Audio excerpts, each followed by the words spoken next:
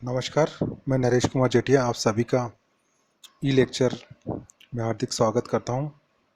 और आज मैं आपको संस्कृतिकरण यानी कि संस्कृतनाइजेशन के बारे में पढ़ाने जा रहा हूं। इस टॉपिक के अंदर मैं आपको भारतीय सामाजिक व्यवस्था के अंदर जो एक जाति दूसरी जाति की दिशा के अंदर गतिशील होती है, उस स्थिति को समझाने की कोशिश करूंगा। हम देखते हैं कि भारतीय समाज के अंदर बहुत सारी जातियाँ निवास करती है, जिसमें कुछ जातियों की सामाजिक स्थिति उच्च होती है और कुछ जातियों की सामाजिक स्थिति को निम्न माना जाता है। ऐसी स्थिति में हम देखते हैं कि समाज के अंदर विभिन्न जातियों के बीच एक संस्तरण व्यवस्था पाई जाती है और ये स्थिति जो है परंपरागत रूप से सदियों से चली आ रही है। तो ये ऐसी स्थिति में जो समाज के अंदर जिन जातियों को निम्न माना जाता है, वो जातियाँ अपने आप को उच्च जाति की दिशा में परिवर्तित करने की कोशिश करती है। इसी स्थिति को व्यक्त करने के लिए डॉक्टर एम.एन. श्रीनिवास ने संस्कृतिकरण नामक एक अवधारणा को प्रस्तावित किया था। खासकर उन्होंने देखा कि दक्षिण भारत के जो कुल लोग हैं, उनको सामाजिक धार्मिक जीवन का विश्लेषण करके उन्होंने संस्कृतिकरण जो शब्द है, इसका सबसे पहले कुर्ग जातियों के संदर्भ में प्रयोग किया था।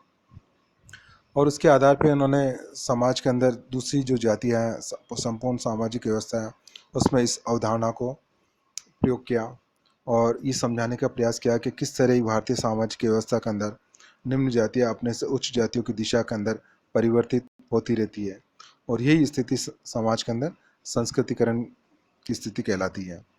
इसमें हम देखते हैं कि ये जो जातियाँ होती है, निम्न जातियाँ होती है, अपने किसी भी अन्य जो जाति है जिसको अपना आदर्श मानती है, उसकी जो जीवन शैली है उसको अपनाने का प्रयास करती है और ये प्रयास निरंतर जारी रहता है। उसको अनुसार ही अपने जीवन शैली को वो जीने की कोशिश करती है और धीरे धीरे एक दो पीढ़ी के बाद में ये स्थिति होती है कि वो काफ़ी हद तक उस जाति के समकक्ष अपने आप को मानने लगती है और अपने समान जो निम्न जाति होती है उनसे वो ऊंचा मानने लगती है। और ये स्थिति डॉक्टर एम.एन. श्रीनिवास ने संस्कृतिकरण की स्थिति को माना। हम देखते हैं कि संस्कृतिकरण आज भी समाज में पाया जाता है। आज भी समाज के अंदर बहुत सारी जातियाँ अपने से उच्च जातियों को आदर्श मान के उनकी दिशा के अंदर अपनी सामाजिक स्थिति को गतिशील रखती है और ये प्रयास निरंतर चलता रहता है। डॉक्टर श्रीनिवास ने सबसे पहले अपनी एक पुस्तक है religion and society among the Cokes of south India में, इसमें जाति की गतिशीलता को प्रकट करने के लिए इस संस्कृतिकरण शब्द का प्रयोग किया था।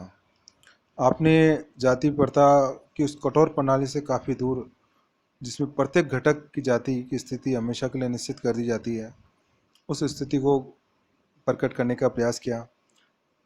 डॉक्टर श्रीनिवास ने ये देखा है कि सबसे पहले जो निम्न जातियाँ हैं वो अपने आप को परिवर्तित करने के लिए उच्च जातियों की जो शाकाहारी स्थिति है वो अपनाने का प्रयास करती है, खान पान रहन सहन आदि अपनाने का प्रयास करती है। और श्रीनिवास ने शुरू में ये संस्कृतिकरण का शब्द का जो प्रयोग है ब्राह्मण जातियों के संदर्भ में किया था, लेकिन बाद में इन्होंने अपनी परिभाषा को परिवर्तित कर दिया और धीरे धीरे उन्होंने अन्य जातियों के संदर्भ में भी इस संस्कृतिकरण शब्द का प्रयोग किया।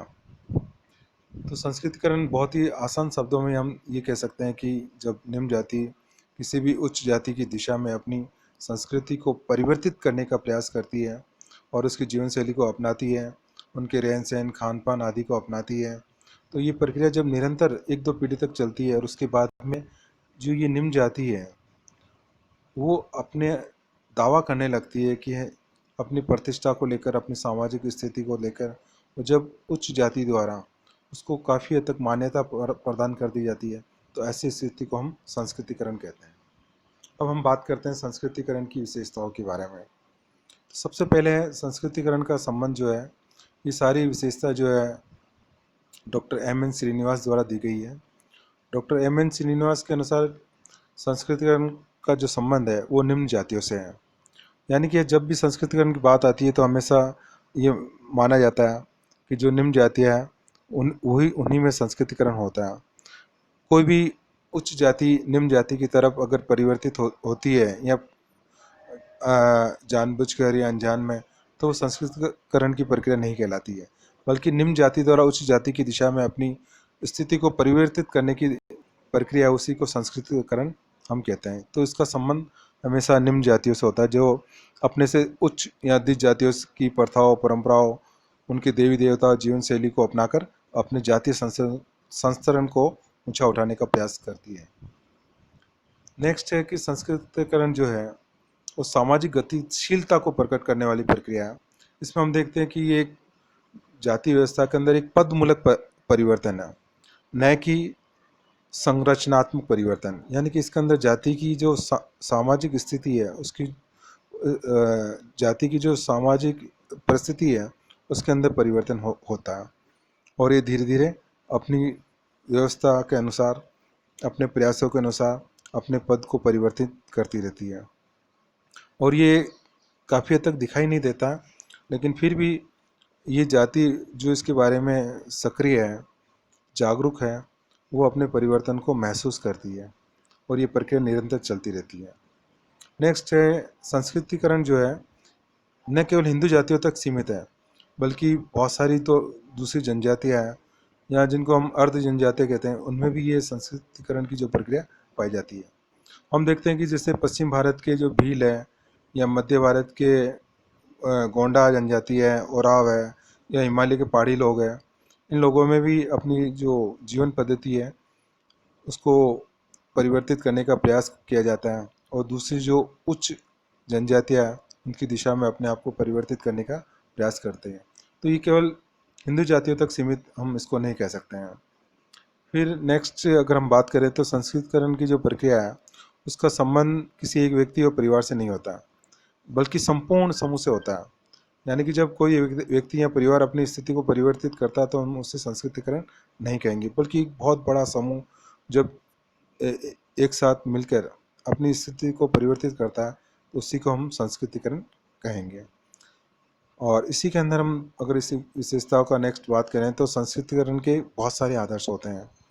यानी कि पहले ही माना जाता था कि संस्कृतिकरण की प्रक्रिया कोई भी जाति जब ब्राह्मण जाति की दिशा में अपने आप को परिवर्तित करती तो संस्कृतिकरण है, लेकिन बाद में स्वयं डॉक्टर श्रीनिवास ने अपनी इस अवधारणा को परिवर्तित किया और ये माना कि न केवल ब्राह्मण जाति बल्कि दूसरी जो जातियाँ जिनको कोई भी जाति उच्च मानती है वो भी किसी एक निम्न जाति के लिए आदर्श हो सकती है, या कई बार किसी क्षेत्र विशेष में जो डोमिनेट कास्ट होती है, प्रभु जाति है, उसको भी आदर्श माना जा सकता है। तो ऐसी तमाम जातियाँ जिनको वो आदर्श मानते हैं वो एक नहीं होकर बहुत सी हो सकती है।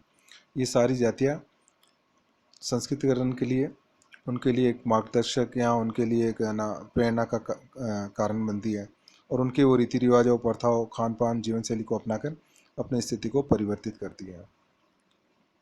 तो इस संस्कृतिकरण की स्थिति हम देखते हैं कि समाज के अंदर निरंतर चलती रहती है, और बहुत सारी इसमें संघर्ष की स्थिति भी होती है, और जो जाति अपने यहाँ संस्कृतिकरण की प्रक्रिया को अपनाती है वो कई बार एक संघर्ष और बहुत प्रतिस्पर्धा के दौर से भी गुजरती है, और आखिर में कई बार उनको मान्यता प्रदान कर दी जाती है, और यही संस्कृतिकरण निरंतर समाज में चलता रहता है। धन्यवाद।